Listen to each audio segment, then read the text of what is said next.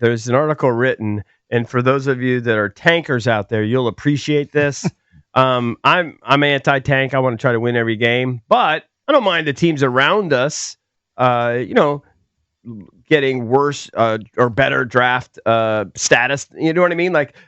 So if the Jets need to win this week and we can move ahead of them without even playing, I'm fine with that. The Jets aren't winning this week. They're playing at Baltimore. They're 13.5-point dogs. Well, there are 3 interesting games. I think 2 of them are certainly possible, okay, of teams that are ahead of. So Shador and the Browns play the Raiders. That's certainly a winnable game. Winnable game for who? For Cleveland, I think. You think the Raiders are easily? I mean, either way, it's a win-win if you're What's the spread on that game? 6.5? Either way, both teams have 2 wins. Yeah. So somebody, unless there's a tie, is going to get 3 wins out of that thing. So presumably you're going to jump up 1 spot in that game.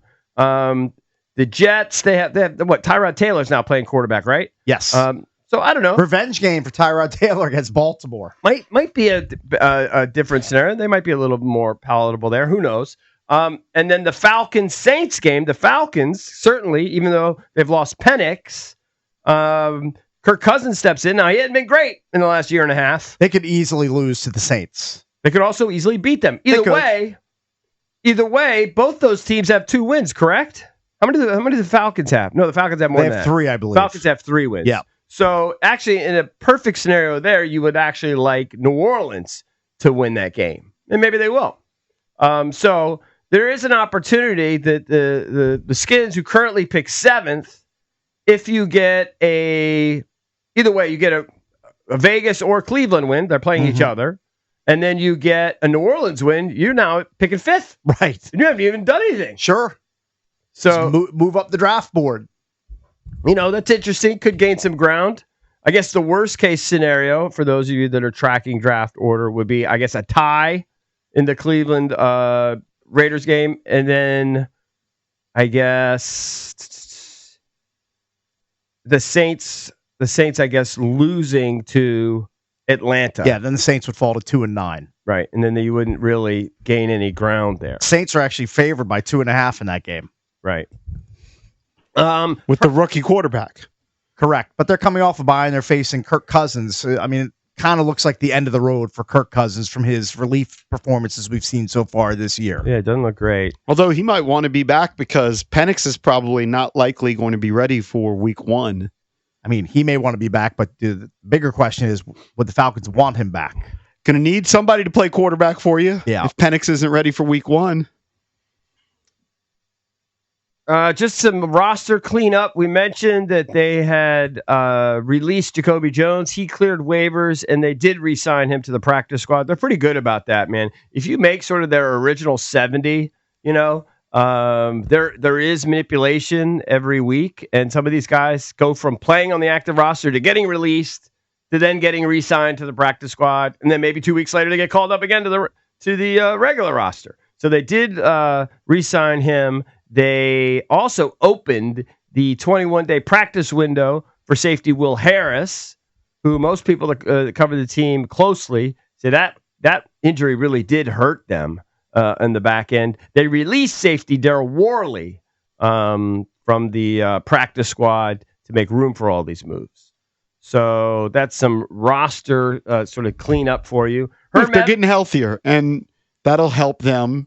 If you want them to win, the anti-tankers, that should help them tremendously. Yeah, I want them to win.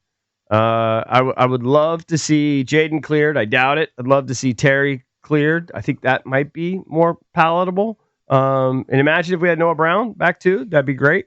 I don't know if you can count on any of that, but it'd be nice. Herm Edwards is on with Grant and Danny. I made a couple great clips. Of course, Herm. Did he actually recruit Jaden to Arizona State? I know he was there in his first 2 years. So he's always been a big advocate of Jaden. He talked him up before the draft, and he's still, of course, going to advocate for Jaden. Here's clip 2, where they ask him how he would coach Jaden to protect himself at this point. We always talked about when you leave the pocket and you get on the journey, you don't know when it's over. You got to protect yourself. You got to protect your throwing arm and, and your shoulder. I mean, you got to protect that and don't take these unnecessary hits. And, he's a competitive guy. I mean, this is just a rash of injuries all of a sudden. Hopefully, like I always say, life comes in threes. So he's had 3 of them now. So hopefully he's done for the rest of his career. But they miss him badly. There's no doubt about that. Going into this season, you felt like after the season they had last year that these guys were going to challenge the Eagles. They split with them last year, and you felt like, okay, this is the next team. The Commanders will challenge the Eagles if, Jaden can stay healthy. And obviously he gets hurt, and that kind of, that set them back a little bit. And so now they're sitting in the situation where they got to win a game again. They've lost 6 in a row now. So they got to figure out how to win a game again.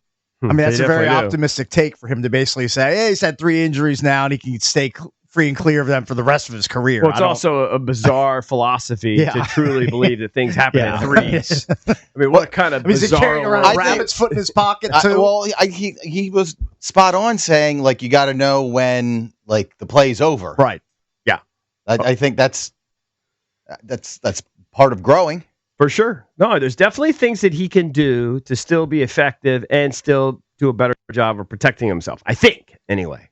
And I don't think he's been reckless, but I think that he could just be a little more cautious sometimes. I think that a skill set that he needs to develop is when the play does break down, that you have the ability to be a threat to run, but you're always looking to pass it first. Mm-hmm. Like you're running, but you're still behind that line of scrimmage. Well, he's shown that at times. I know he has, but I don't think he should necessarily go forward as much as kind of stay back there and try and pick apart a defense. Scan downfield while you're showing the threat to run. I hear what you're saying, but he has definitely done that at times. I'm not saying he hasn't. I'm saying he needs to develop that more. Do it more. Yeah. Yes. If possible. I don't know if it was Nick Akeridge, who we had on the show yesterday from PFF, or somebody else, but I did see a side-by-side comparison of Jaden last year to this year, PFF grades on deep passing. And actually this year he's fared better.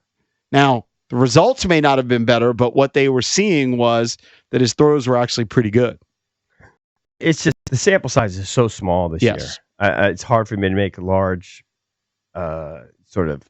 Conclusion. Yeah, it's just hard right now. I mean, I do think he's been off a tick, but again, he hasn't played a lot. And you got to imagine, let's just say best case scenario, and I don't think it's going to happen because I think they're going to protect him as much as they can. Let's say he plays against Denver. As Cakes mentioned, that's a great defense. He's going to be rusty. You're not going to expect him to be peak Jaden in his return, right? There's going to be some rust there. There's going to be some, going to be a learning curve to get back into the flow. That's why I need him to play as soon as he can get cleared, though. Just doesn't sound like it's going to be this week next week against Denver. Let's play cut 3, where Herm is asked if durability was or should be a concern for Jaden. It wasn't a concern for me. He never missed a game, never missed a practice. So, I don't tell you. I mean, LSU didn't even went to LSU after I left and went back working for television. Yeah, I don't think he missed any games in LSU. So, first year he was fine. I mean, so, and that's what people will say now. Just stay positive. They have their franchise quarterback, period. Just enjoy that. Just enjoy when he comes back, you got your franchise quarterback. And don't worry about all the rest of that nonsense. Because, they've been saying that about this kid since he was in high school. Well, I do lean on that. The fact that he did play 55 games in college. Basically, he didn't miss a game. So I am leaning on that, and maybe it's just a bad run. He's had the soft tissue injury there with the hamstring. He had the freak injury he just had, and then he had the rib. It's not like they're all interconnected. It just kind of random things. Bad run. Been a bad run. Injury run of late. Let's just hope it's not because he's been exposing himself to so many hits, etc. Just been unfortunate. Well, only time will tell. Let's play clip 4. Where Herm says you have to let him be himself. He's not. You can't put him in bubble wrap and say, "Hey, man, you just got to stay in the pocket. We don't want you to run." He's going to run. He's going to run. He's competitive, and it's just one of those deals, man. I mean, it's just football's a funny game. I played 10 years. I never missed a practice. I never missed a start. I don't know why. I don't know how that happened, but I didn't. In college, never missed a start, never missed a practice. In high school, never missed a start, never missed a practice. don't know what to tell you. I was fortunate, right? And it's just, and I've seen guys to miss games and miss practices. I don't know how it works. I really don't. There's no magic wand. There's no certain elixir you can give a guy. It's just football, man. Oh, there is some magic wands. There's definitely some elixirs you can give a kid. That's Herm Edwards flexing, by the way. A lot of Herm Edwards, strutting and peacocking that he never missed games or practices.